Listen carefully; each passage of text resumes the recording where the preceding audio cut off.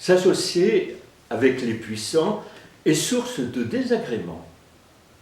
Le lion, le loup et le renard, un jour, s'associèrent pour chasser ensemble et, une fois la chasse terminée, se retrouver pour partager les proies qu'ils auraient prises.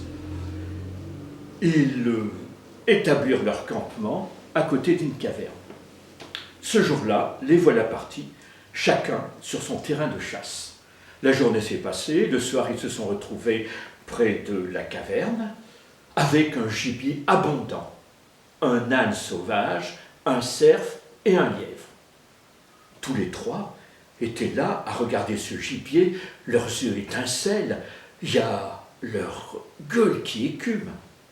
Le lion s'est tourné vers le loup et lui a dit « Compère loup, montre-nous ton intelligence et fais donc entre nous trois le partage de ces proies. » Oh, le partage sera bien clair, l'affaire n'est pas très difficile, a répondu le loup. Nous sommes trois, nous avons trois belles bêtes qui n'attendent que nos crocs.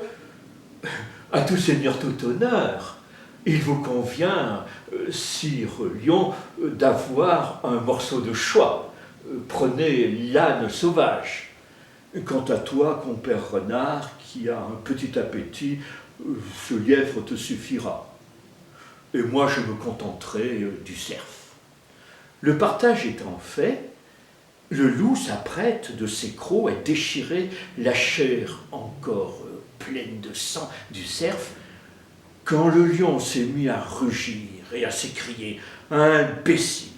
et il a donné un coup de patte sur la tête du loup si fort que la cervelle a jailli. Le lion s'est tourné alors vers le renard.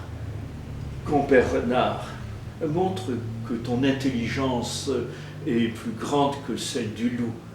À toi de partager de façon équitable ces gibiers. »« Oh, Majesté, dit le renard, pour votre petit déjeuner, il me semble que le lièvre conviendra.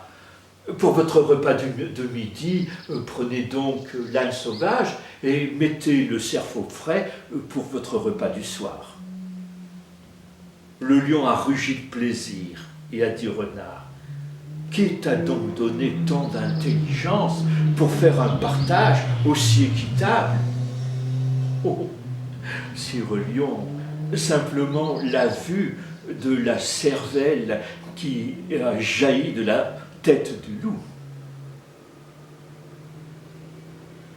Et du côté de la fontaine, qu'en est-il de ce partage du lion?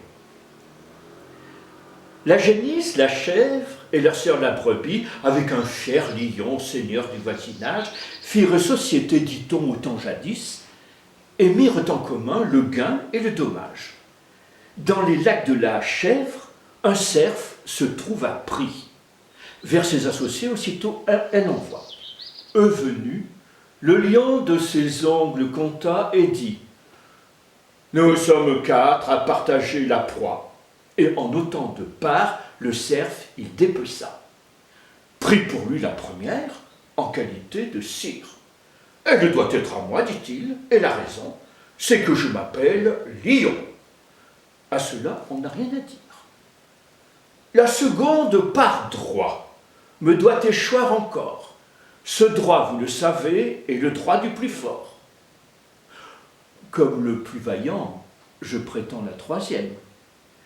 Si quelqu'une de vous touche à la quatrième, je l'étranglerai tout d'abord.